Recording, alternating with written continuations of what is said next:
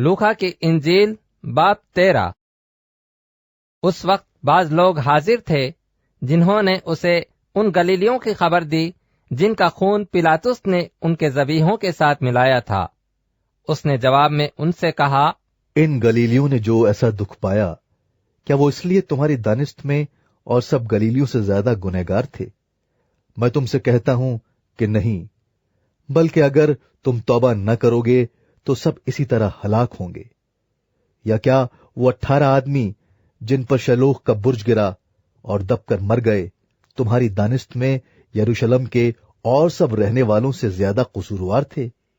میں تم سے کہتا ہوں کہ نہیں، بلکہ اگر تم توبہ نہ کرو گے تو سب اسی طرح ہلاک ہوگے۔ پھر اس نے یہ تمثیل کہی، پاکستان میں ایک انجیر کا درخت لگا ہوا تھا۔ وہ اس میں پھل ڈھونڈنے آیا اور نہ پایا۔ اس پر اس باغبان سے کہا کہ دیکھ، 3 برس میں میں اس انجیر کے درخت میں پھل ڈھونڈنے آتا ہوں اور نہیں پاتا، اسے کاٹ ڈال، یہ زمین کو بھی کیوں روکے رہے؟ اس نے جواب میں اس سے کہا، اے خداوند، اس سال تو اور بھی اسے رہنے دے تاکہ میں اس کے گرد تھالا کھودوں اور کھاد ڈالوں۔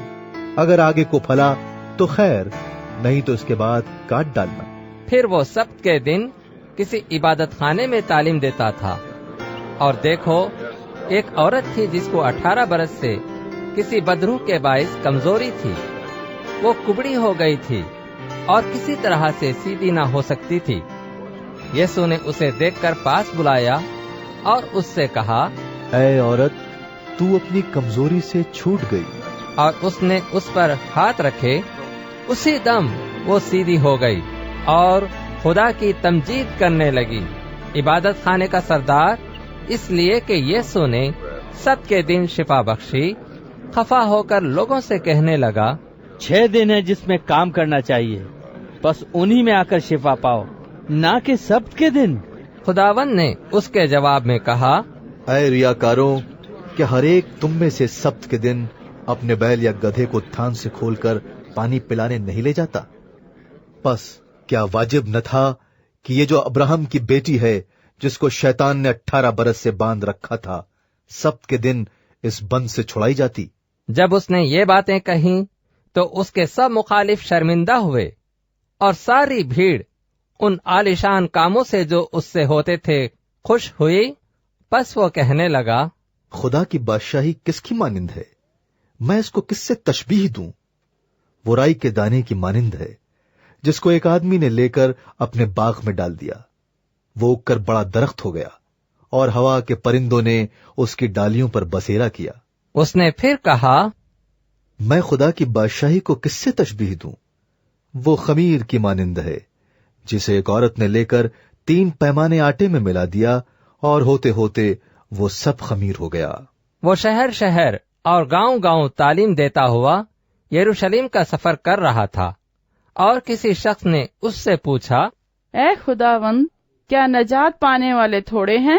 اس نے ان سے کہا، جانفشانی کرو کہ تنگ دروازے سے داخل ہو، کیونکہ میں تم سے کہتا ہوں کہ بہترے داخل ہونے کی کوشش کریں گے اور نہ ہو سکیں گے۔ جب گھر کا مالک اٹھ کر گھر کا دروازہ بند کر چکا ہو اور تم باہر کھڑے دروازہ کھٹکھٹا کر یہ کہنا شروع کرو کہ اے خداوند، ہمارے لیے کھول دے، اور وہ جواب دے کہ میں تم کو نہیں جانتا کہ کہاں کے ہو، اس وقت تم کہنا شروع کرو گے کہ ہم نے تو تیرے روبرو کھایا پیا اور تو نے ہمارے بازاروں میں تعلیم دی۔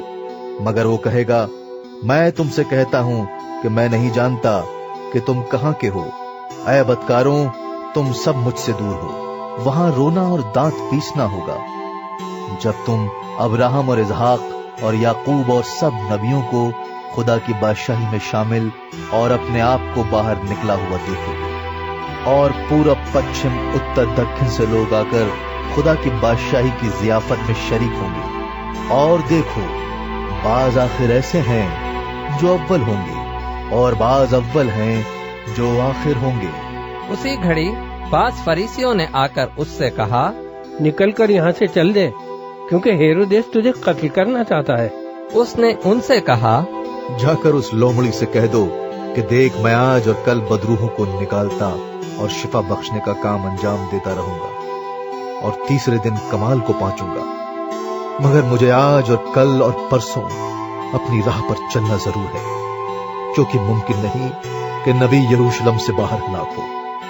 ऐ यरूशलेम, तू जो नबियों को कत्ल करती है और जो तेरे पास भेजे गए उनको संसार करती है। इतनी ही बार मैंने चाहा कि जिस तरह मुर्गी अपने बच्चों को परों तले जमा कर लेती है, उसी तरह मैं भी तेरे बच्चों को जमा कर लूं, मगर तुमने न चाहा। देखो, तुम्हारा घर तुम्हारे ही लिए छोड़ा जाता है, और मैं तुमसे कहता हूं कि मुझको उस वक्त तक हरगिज न देखोगे जब तक न कहोगे कि मुबारक है वो जो खुदावंद के नाम से आता है।